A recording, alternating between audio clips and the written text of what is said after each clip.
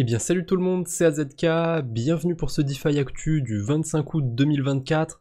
Pas mal de sujets pour aujourd'hui, on va parler un peu de jeux vidéo, de musique brièvement, on va parler de protocole DeFi, il n'y a pas eu de hack ces derniers jours donc a priori pas de grosses mauvaises nouvelles, même si il y en a quand même une et vous l'avez très probablement déjà vu passer, le fondateur de Telegram a été arrêté en France. Je savais même pas qu'il avait la nationalité française d'ailleurs, depuis 2021, j'ai été vérifié.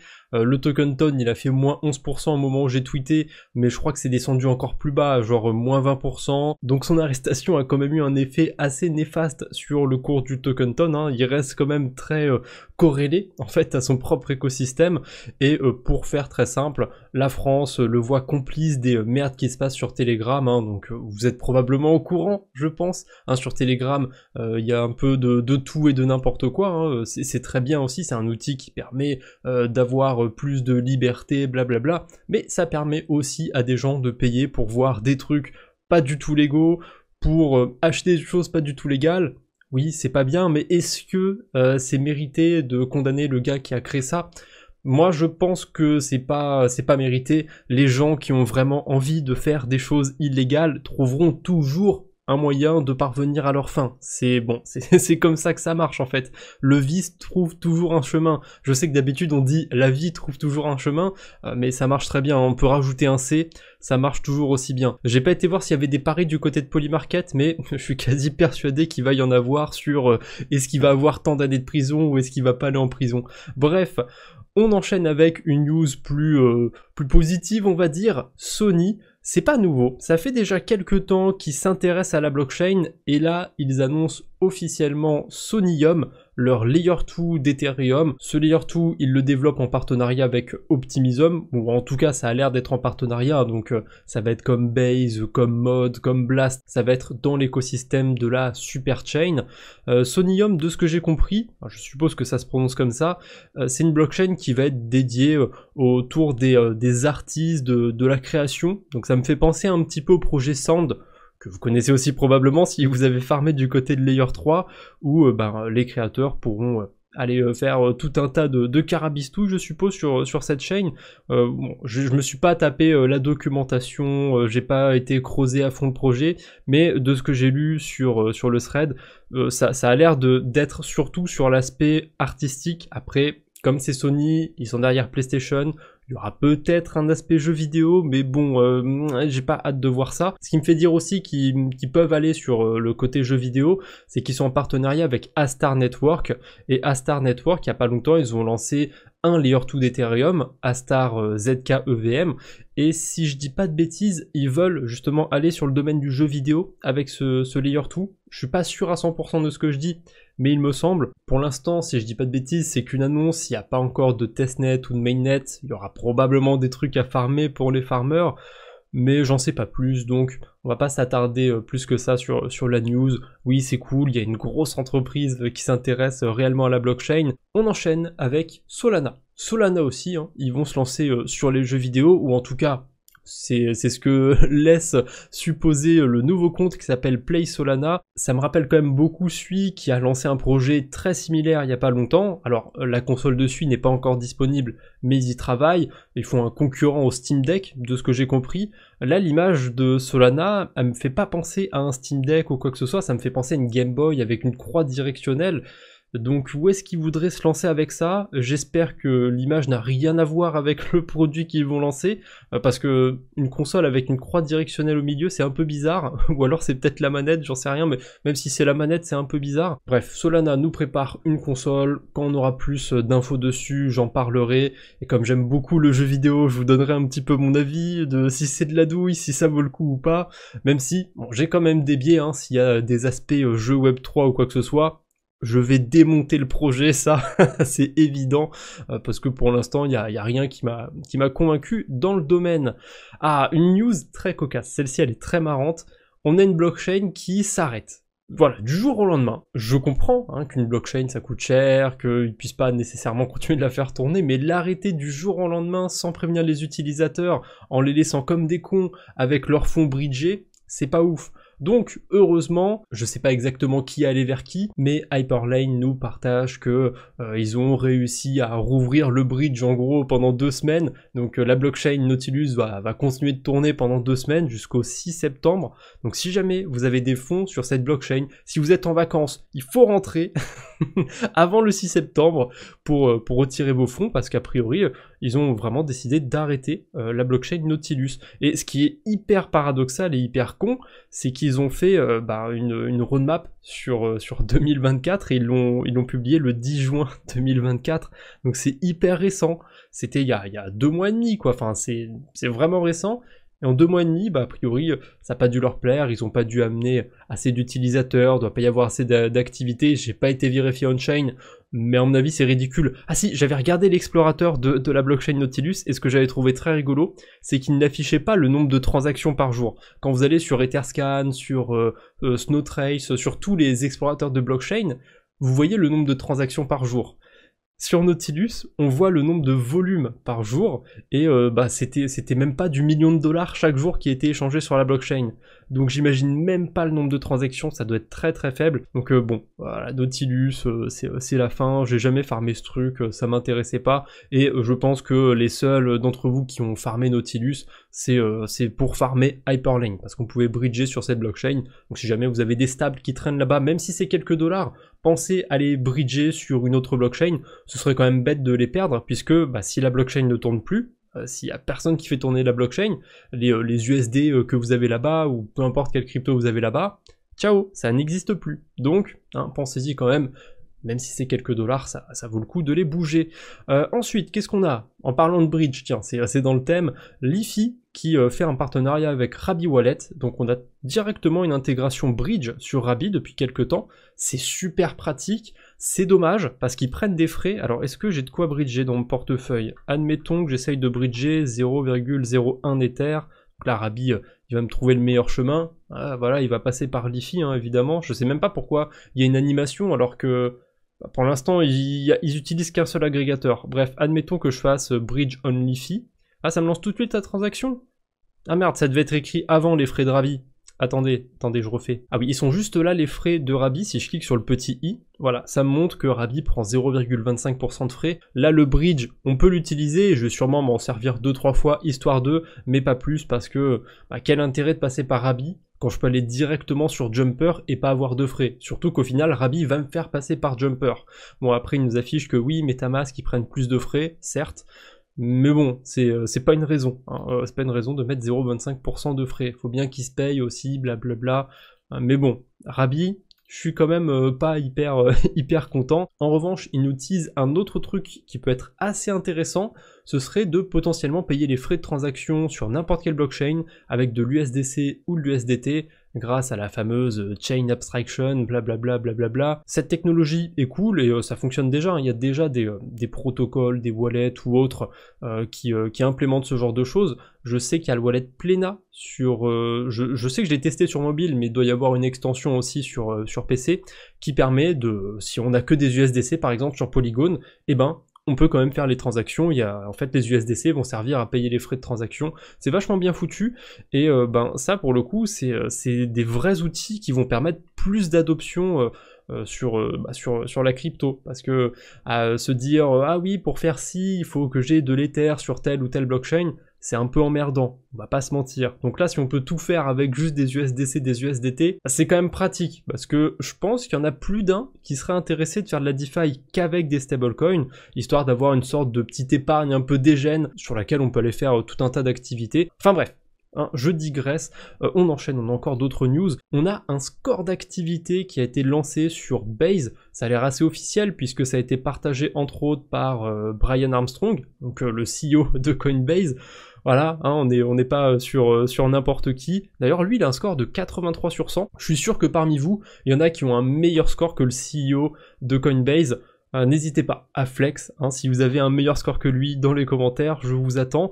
Moi, sur les 2 adresses de la chaîne YouTube, j'ai 67. Ça m'étonne pas plus que ça, parce que j'ai un peu farmé sur Base, mais pas de manière folle non plus. Donc je suis pas hyper déçu de mon score, mais Je fanfaronne pas non plus, on va dire. Par contre, ce qui est intéressant, c'est qu'on voit un petit peu tout ce qui définit ce score. Donc il y a le nombre de transactions sur Ethereum et sur Base, le nombre de jours où on a été actif sur Base, le nombre de jours d'affilée où on a été actif. Moi, c'est 5 sur cette adresse. Le streak actuel, donc depuis combien de jours on est actif d'affilée. Moi c'est 0. Depuis quand on a été actif, donc 510 jours. Ça fait déjà plus d'un an. Et encore, je crois qu'il y a des adresses, elles sont à plus de 800 jours, donc ça fait plus de 2 ans. Ah, non, mais c'est peut-être que les adresses que j'ai vues à 800 jours, c'était sur Ethereum. Je sais pas, peu importe. Le nombre de swaps faits sur Base, le nombre de bridge, les interactions avec des protocoles de prêt d'emprunt, ça m'étonne parce que j'ai déposé un peu sur AAV déjà, bon, peu importe. Le nombre d'interactions avec des ENS, et on va en parler justement des ENS, et le nombre de smart contracts déployés. J'avais oublié que j'avais déployé des smart contracts sur Base, j'ai dû le faire via Merkle ou une connerie comme ça. Enfin voilà, c'est peut-être anecdotique, mais ça pourrait peut-être donner une idée de critères pour l'airdrop de Base. Ça veut rien dire, c'est un score d'activité, hein. C'est pas un checker d'airdrop, ne vous dites pas que il faut essayer d'avoir le score le plus élevé sur cet outil en particulier pour avoir le meilleur airdrop possible. Ça va probablement pas marcher comme ça, mais ça peut quand même donner des indications. Par exemple, le nombre d'activités sur Ethereum, il y a peut-être des gens qui s'y attendaient pas. En ce moment, en plus, les frais sont très faibles sur Ethereum, donc peut-être que ça pourrait faire la différence sur l'airdrop de Base, si jamais vous avez envie de farmer des trucs sur Ethereum. Et j'avais même pas prévu ça, mais c'est pas grave, sur la chaîne principale, on y va. J'ai fait un petit tuto il y a pas longtemps, enfin non, c'est même pas un tuto, c'est plus une revue de plusieurs protocoles qu'on peut farmer sur Ethereum. C'est un peu long, mais il y a les chapitres sous toutes les vidéos, donc s'il y a des trucs qui vous intéressent pas, et ben vous passez, hein, vous me faites pas chier. Bref, on enchaîne avec une autre news autour de Base. Si jamais vous êtes assez actif, normalement vous pouvez aller réclamer un Base name, donc un nom de domaine sur Base gratuitement. Pour le coup, je crois que je suis pas, ça a pas marché sur le wallet de la chaîne YouTube, j'ai pas pu le prendre gratos, mais je l'ai quand même pris hein, comme un pigeon, j'ai payé 2 balles pour une année. Je crois qu'on peut payer, on peut prendre un nom de domaine jusqu'à 10 ans gratuitement.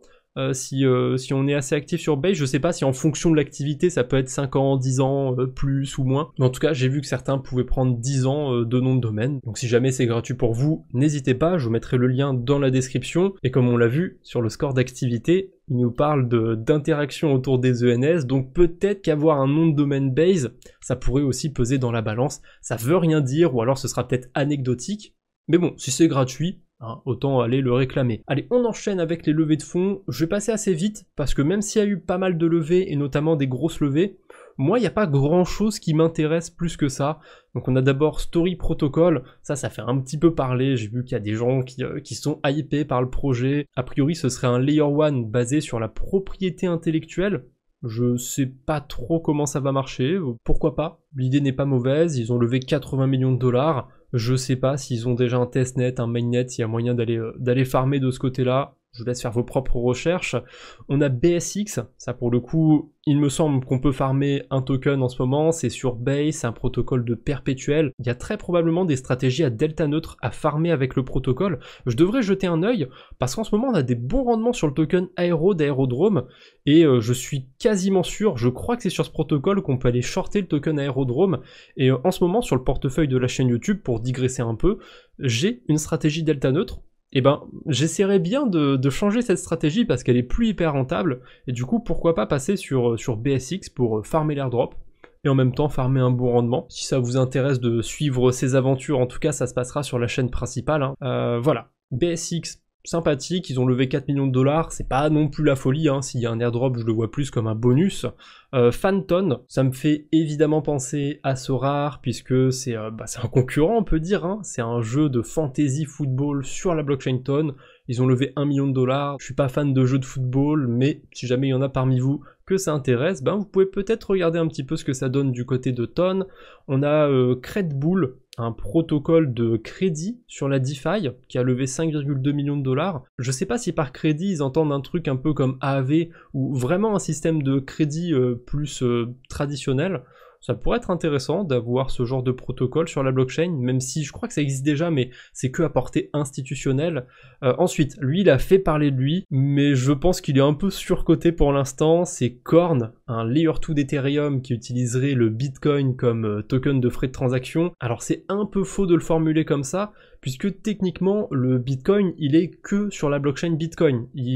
Ça va pas être du vrai Bitcoin sur le Layer 2 de Corn, ça va être du Bitcoin bridgé. Donc c'est pas vraiment du Bitcoin qu'on utilise pour les frais de transaction, c'est une version bridgée, ça reste quand même différent, mais ils ont levé 6,7 millions de dollars, il y a Binance, UOB, ABCDE, eux ils sont beaucoup sur plein de projets autour de Bitcoin, Polychain Capital, Framework, bref, il y a des gros noms à la table, mais ils n'ont pas levé tant que ça pour l'instant, probablement un protocole à surveiller, et j'ai vu il n'y a pas longtemps qu'ils avaient fait un partenariat avec Etherfi, donc si jamais vous avez holdé de l'Ether staké par Etherfi, donc le EETH ou le WEETH pendant 2 mois, ou alors dans les 6 mois précédents le 12 juillet 2024, ben vous avez déjà des points sur Corn, voilà, vous n'avez même pas encore bridgé, vous connaissez peut-être même pas cette blockchain, et ben si jamais vous étiez du côté d'Etherfi, et à mon avis il y aura d'autres partenaires, il y aura d'autres protocoles, vous avez peut-être déjà des points pour Corn. Ce genre de partenariat c'est sympathique, mais ça a fait qu'agrandir le nombre de gens qui ont des points,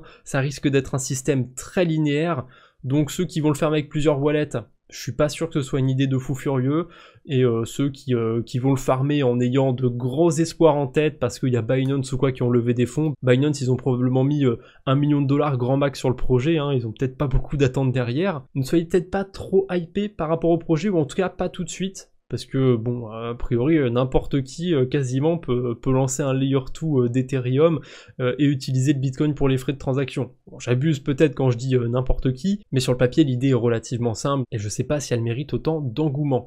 On a quoi d'autre? On a Satlayer aussi, un protocole de restaking autour de Bitcoin a priori. Ils ont levé 8 millions de dollars.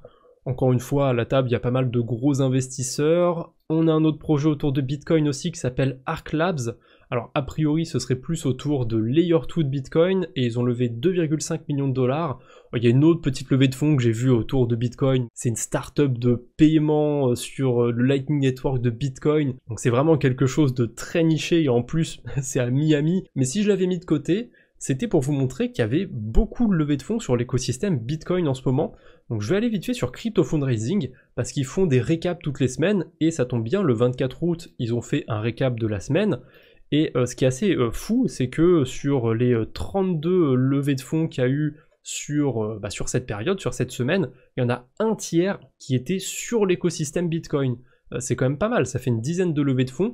Par contre, ce qui m'étonne encore plus, c'est qu'en deuxième, on a Execo, Base et Polygon, donc je suppose qu'il y avait, 3-4 levées de fonds sur chacun de ces écosystèmes. J'ai la flemme de faire le calcul des pourcentages, et je m'attendais pas à voir Polygon en deuxième avec plusieurs levées de fonds sur cet écosystème.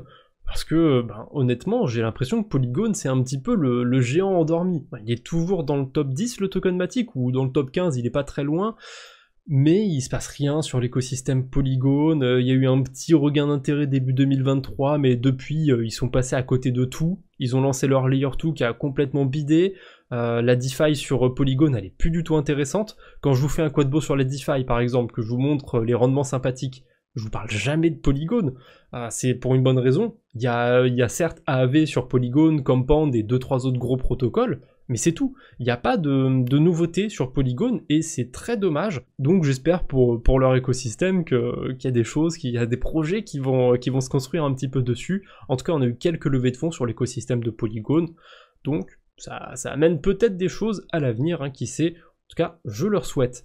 Un petit rappel, là c'est vraiment, on change de sujet, on va sur Aptos cette fois-ci, un petit rappel pour ceux qui ont des VECL, pour ceux qui auraient été éligibles à l'airdrop de Selena. Pensez à voter avec vos tokens, faut le faire une fois par semaine, et même en temps ça coûte pas grand chose, ça coûte 20 secondes de faire le vote, et ça vous permet de récupérer quelques dollars d'Aptos. Alors oui, ceux qui n'ont pas eu l'airdrop, vous en foutez un petit peu, mais c'est aussi valable pour ceux qui ont bloqué des tokens aéro sur Aérodrome, ou des tokens vélo sur Vélodrome.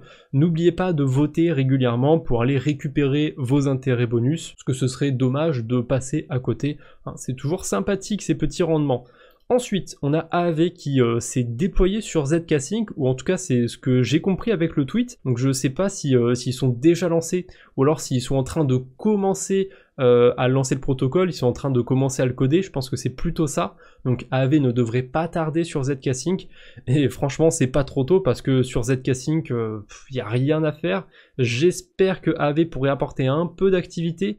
Pour terminer cette vidéo, un petit sujet très spécifique, mais je le trouvais intéressant. Il y a Pisto qui en parlait sur Discord, et en plus ça fait une petite continuité avec Aave, puisqu'on va parler d'un autre protocole de prêt d'emprunt, on va parler de Safe Finance, anciennement Solend, sur Solana du coup, et il y a un truc très curieux sur ce protocole, c'est qu'il y a plein de pools de liquidités différentes, enfin ils appellent ça des pools, mais pour moi c'est plus des marchés. Il y a plein de marchés séparés sur lesquels on peut déposer que certaines cryptos, et il y en a notamment un assez particulier de marché, un marché où on peut déposer de l'USDC, de l'USDT ou du Solana, avec des rendements de fou furieux, 200% APR sur du Solana, 400% APR sur de l'USDC ou de l'USDT. Alors techniquement c'est du vrai rendement, puisque le rendement vient d'où? Il vient des gens qui empruntent l'USDC, l'USDT, le Solana. Et ça fait plusieurs jours que ce rendement est élevé, donc il y a quand même un problème. Qui est prêt à emprunter de l'USDT avec 1% d'intérêt, même plus d'1% à rembourser par jour? On est sur du 1,5% là, c'est quand même pas rien. Et à mon avis, les gens qui sont prêts à emprunter avec un taux aussi élevé, c'est les créateurs du token Kei, celui qu'on peut mettre en collatéral, ou alors des baleines de ce token, pour la simple et bonne raison que c'est un token qui est pas très liquide sur Solana. J'ai été voir du côté de DexScreener, et sur la pool de liquidité, il y a que 500 000 $ de liquidité. Donc ça veut dire que dans le meilleur des cas, si jamais quelqu'un veut vendre une grosse quantité de Memecoin Kei, il peut récupérer 250 000 $. Parce que sur les 500 000 $ de liquidité, j'ai pas été vérifié, mais en général c'est du 50-50. Il y a 50% du token Kei et 50% du SDC ou de Solana, je sais pas contre quel token ça a été mis, j'ai pas fait attention.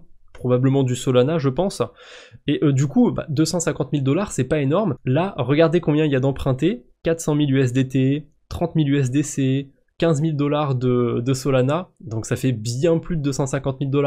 En fait, pourquoi ils ont intérêt à emprunter ici avec des taux complètement déments? Et c'est simple, c'est pour pouvoir vendre plus cher que s'ils allaient les vendre directement sur Jupiter ou sur n'importe quel agrégateur ou n'importe quel DEX de Solana.